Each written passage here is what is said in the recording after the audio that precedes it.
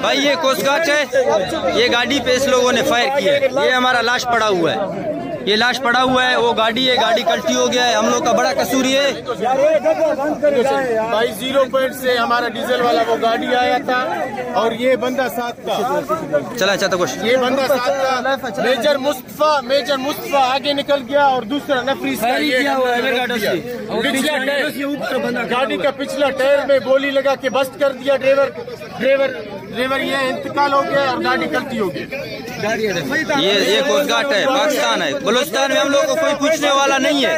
और बंदों को मारता है वाला, समझे, पैसे दे स्टेट फायर किया बॉर्डर से फैला रहा है, वहाँ से बंद करना है तो बॉर्डर से बंद करो। यहाँ क्यों बंद किया हुआ है? मैं ये तो फोटो, ये बंदा हमारा इंतकाल हो गया है। और ये गाड़ी है, गाड़ी का पिछले टायर पे इन लोगों ने फायर किया।